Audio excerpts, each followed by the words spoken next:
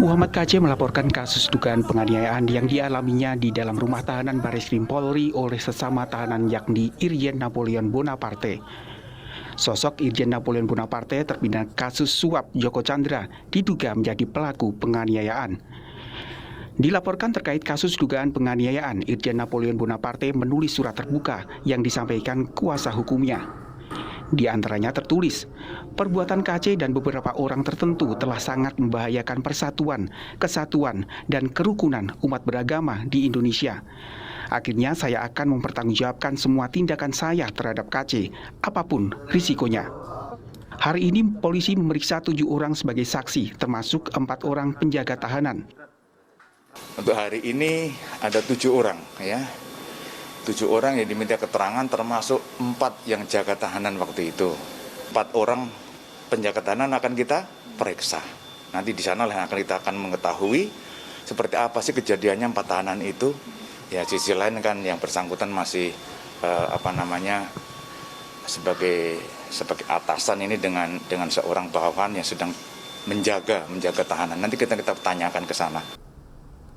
Kuasa hukum Irjen Napoleon Bonaparte Ahmad Yani menyebut penganiayaan yang seperti dilakukan kliennya memang tidak dibenarkan.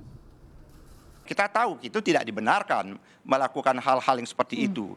Nah, tapi hal-hal yang seperti ini bisa terjadi. Kenapa?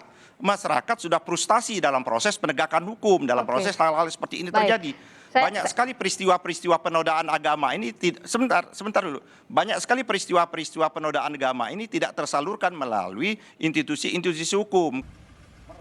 Ketua Lembaga Perlindungan Saksi dan Korban, Hasto Atmojo Suroyo melihat ada keanehan di balik kasus dugaan penganiayaan terhadap Muhammad KC. Karena seharusnya tahanan aman saat berada di rutan Polri. Sebenarnya dia sudah berada di tempat yang paling aman ini mestinya. Karena berada di tempat rumah tahanan polisi. Ini yang aneh karena bagaimana mungkin sesama tahanan bisa berinteraksi sedemikian rupa, bahkan sampai satu dan yang lain ini melakukan penganiayaan. Muhammad KC adalah YouTuber yang ditetapkan sebagai tersangka dugaan penodaan agama. Sementara mantan Kepala Divisi Hubungan Internasional Polri, Irjen Napoleon Bonaparte, telah divonis 4 tahun penjara dalam kasus suap Joko Chandra. Saat ini Irjen Napoleon Bonaparte tengah mengajukan kasasi sehingga masih berada di rutan Polri. Tim Liputan Kompas TV.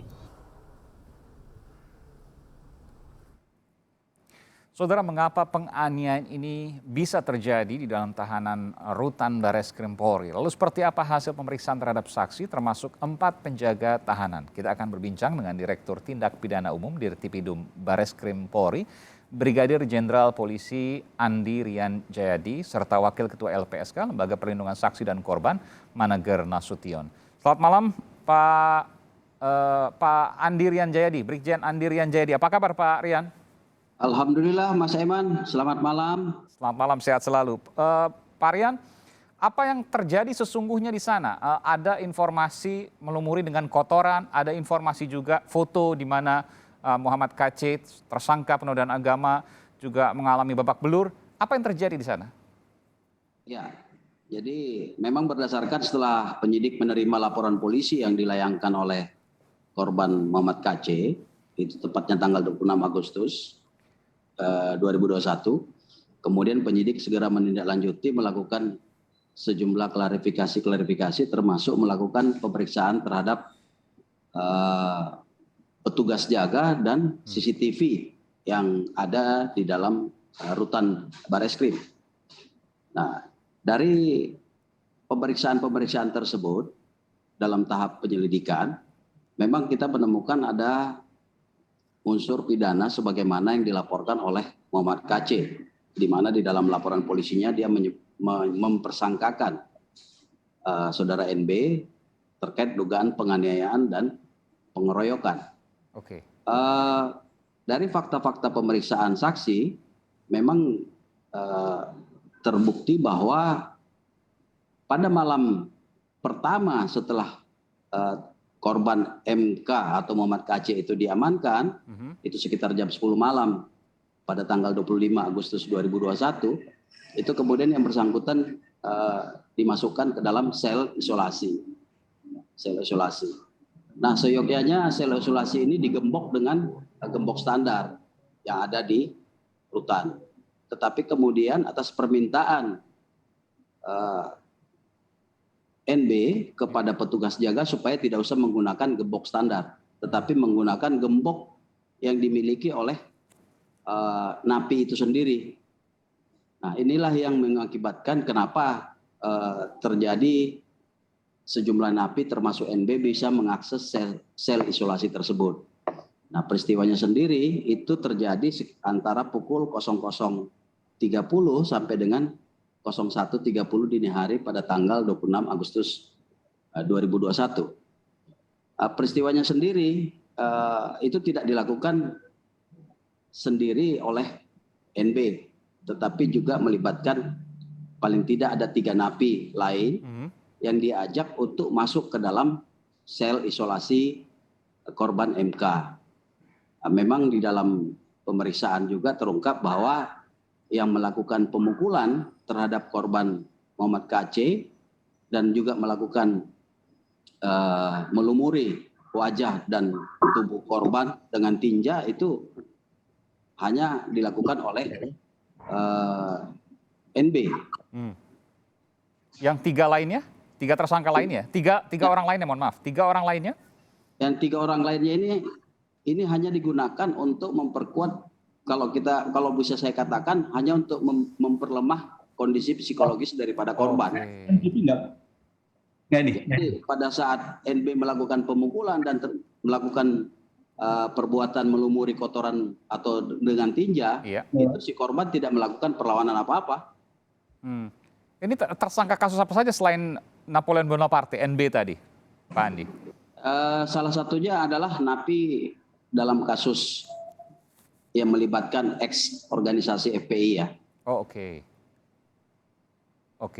Yang salah satunya ya, artinya 2 yang lainnya bukan?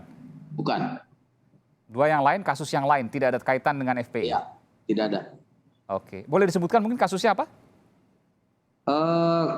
Kalau yang kasus ex FPI kan jelas itu. Ya, itu kasus FPI. Yang 2 lain? 2 lainnya? Yang 2 lagi itu untuk tahanan dalam kasus pidana umum, pidana biasa, yaitu terkait dengan masalah pertanahan. Oke. Sudah bergabung juga bersama kami Wakil Ketua LPSK, Bung Maneger Nasution. Bung Maneger? Halo Mas. Bisa mendengar saya? Aiman, sehat selalu Bung Maneger. Ya, ini ada Pak Dirtipidum ya, Bareskrim Polri yang melakukan proses penyelidikan terkait dengan kasus ini. Apa yang Anda sampaikan? Apa yang ingin Anda sampaikan terkait kasus dugaan penganiayaan termasuk juga melumuri kotoran ke Muhammad KC? Ya, suara saya kedengaran, Mas? Jelas, Bung Maneger. Baik. Pertama tentu kita mengapresiasi kawan-kawan di Bareskrim itu kemudian melakukan langkah-langkah. Tentu kita berharap proses yang dilalui oleh kawan-kawan itu kemudian tersampaikan secara baik kepada publik agar salah paham atau pahamnya salah di publik itu kemudian bisa kita kurangi. Nah, yang kedua tentu saya kira kita menyayangkan ya ada sebuah peristiwa yang melanda warga negara yang sedang dalam penahanan, meskipun tentu dilakukan oleh sesama tahanan misalnya ya. Tetapi karena ini berlangsung di rumah negara, tentu kita menyayangkan karena mestinya hal-hal seperti ini tidak terjadi, karena kalau ada pengawasan yang ketat tentu dan kita meyakini. Apa yang Anda curigai? Tadi disebutkan oleh Pak Andirian Dirtipidum bahwa yang bersangkutan Muhammad KC tidak menggunakan gembok dari Ditahti ya, Direktorat Tahanan dan Barang Bukti Bareskrim Polri, tapi menggunakan gembok sendiri sehingga bisa diakses oleh tahanan lainnya termasuk oleh Napoleon Bonaparte. Kalau itu betul, maka mestinya kan tidak perlu terjadi kalau pengawasan ketat kan, karena apapun yang terjadi di rumah tahanan itu sesungguhnya sepenuhnya dalam pengawasan negara gitu. Nah, kalau itu terjadi kan menambah catatan bahwa kok bisa, pertanyaan publiknya kan begitu ya. Nah, karena itu sekali lagi kita mengapresiasi langkah yang cepat. Mudah-mudahan ini bisa menjawab pertanyaan publik. Oke, saya ke Bung Andi. Bung Andi, kok bisa pertanyaannya? Ini tentu juga banyak pertanyaan publik yang lainnya. Kok bisa di tempat yang dianggap aman lalu ada penganiayaan di sana? Ya, kita tahu bersama bahwa yang jaga tahanan itu kan pangkatnya bintara. Sementara pelaku ini pangkatnya perwira tinggi Polri. Bintang Dan 2, betul. Ya, dengan dia meminta supaya tidak usah menggunakan gembok standar, itu pasti akan dituruti oleh petugas jaga. Oke. Ya, Bung Manegar? ya, Pak, tentu kita memahami suasana psikologis itu, tetapi sekali lagi tentu dalam konteks hukum semua warga negara punya kedudukan yang sama.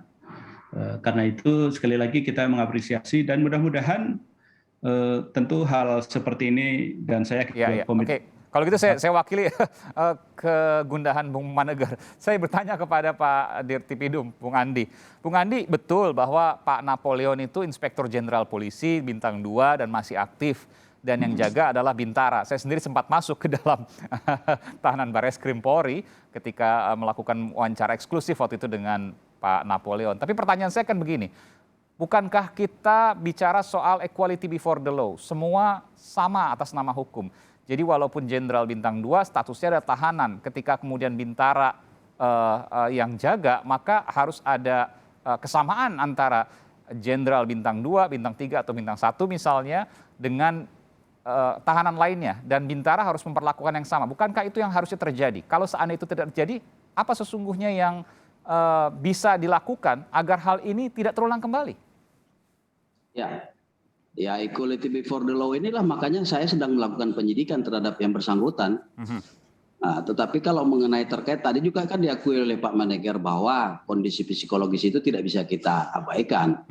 Ya, kita tidak bisa abaikan pada saat peristiwa itu terjadi, di mana seorang Pati meminta kepada Bintara supaya tidak usah menggunakan gembok standar. Nah, tentu prosesnya ini juga itu sedang didalami oleh teman-teman Propam. Untuk melihat apakah ada terjadi pelanggaran-pelanggaran etika ataupun disiplin terkait dengan proses jaga tahanan. Oke, ini kalau Dirtipidum yang kemudian turun artinya diselidiki ada pidana karena bukan Paminal ya, bukan Propam yang turun. Ya, saya sedang menangani kasus dugaan penganiayaan. Oke. Sementara ada juga dari Divpropam yang juga menyelidiki soal ini terkait dengan unsur etiknya. Jadi dua-duanya jalan ini. Saya harus konfirmasi nih. Ya. Oke. Sampai saat ini belum ada tersangka soal ini? Saya tentu tidak dalam kapasitas untuk menjawab apa yang dilakukan oleh teman-teman Propam. Bukan dari penyidikan pidananya. Penyidikan pidananya saat ini status penanganan kan sudah sidik. Sebelum kita menetapkan seorang tersangka, tentu kita akan memulai dari pemeriksaan saksi-saksi. Oke. Nah, sampai dengan hari ini, penyidik saya sudah melakukan pemeriksaan terhadap saksi kurang lebih paling tidak ada 13 orang. Oke. Ya. Nah, tentunya setelah semua itu lengkap, tentu penyidik akan melakukan gelar perkara untuk melihat apakah dua alat bukti sudah ditemukan untuk menetapkan terlapor sebagai tersangka. Oke, baik. Nanti kita akan dalami lagi apa yang kemudian terjadi dan bagaimana kemudian antisipasi ke depan. Tetaplah bersama kami, masih bersama Direktur Tindak Pidana Umum Bareskrim Polri, Brigadir Jenderal Polisi Andirian Jayadi, dan juga Wakil Ketua LPSK, Lembaga Perlindungan Saksi dan Korban, Manegar Nasution. Sesaat lagi, Saudara.